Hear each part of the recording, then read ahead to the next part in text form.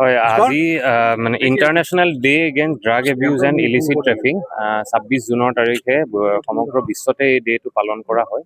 আৰু আজি তেনেকে ওদালগুৰি ডিষ্ট্ৰিক্টতো ওদালগুৰি আৰক্ষী আমি মানে যোৱা ১-১.৫ বছৰত যিমানখিনি আমি গাঞ্জা চিজ কৰিছোঁ বা ড্ৰাগ চিজ কৰিছোঁ, সেই গোটেইখিনি আজি আমি ডেষ্ট্ৰয় কৰিছোঁ।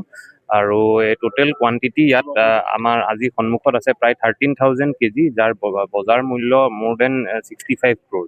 এই গোটেইখিনি গাঞ্জা যোৱা ১.৫-২ বছৰৰ ভিতৰতে আমাৰ ওদালগুৰি ডিষ্ট্ৰিক্টৰ বিভিন্ন থানাত জব্দ কৰা হৈছিলে।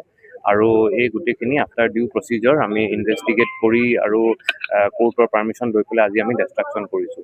আৰু এই ডেষ্ট্ৰাকশ্যনটো কৰাৰ এনেকৈ মানে ডাঙৰকৈ কৰাৰ এটা উদ্দেশ্য এইটোৱে যে আজিৰ ডেটত বিশেষকৈ কৰাৰ উদ্দেশ্য এইটোৱে যে আমি এটা মেছেজ দিব বিচাৰিছোঁ। কাৰণ এই গোটেইখিনি বস্তু যেতিয়া একেলগে দেখা পায় আপোনালোকে তেতিয়াই গম পায় যে এই গোটেইখিনি ড্ৰাগছ যদি পুলিচে জব্দ নকৰা হয়, এই গোটেইখিনি আমাৰ সমাজৰ মাজতে বিয়পি পৰিলে হয়। আৰু এইখিনিয়ে কিমান মানুহৰ, কিমান শ শ ফেমিলিজ, কিমান হাজাৰ হাজাৰ ফেমিলিজৰ জীৱনটো ধ্বংস কৰিলে হয়, সেইটো এটা যাতে সকলোৱে এটা আভাস পায়, সকলোৱে যাতে এটা মানে মানে এটা ভাবে এইটো কথা যে কিমান ধৰণৰ এটা ডেঞ্জাৰাছ বস্তু আমাৰ মাজতে আছে, সেইটোৰ যাতে বিৰোধিতা আমি যেনেকৈ ধৰণে সেই ধৰণে কৰি থাকোঁ, সেইটোৰ কাৰণে এটা মেছেজ দিবলৈ আমি এই প্ৰগ্ৰেমটো কৰিছোঁ।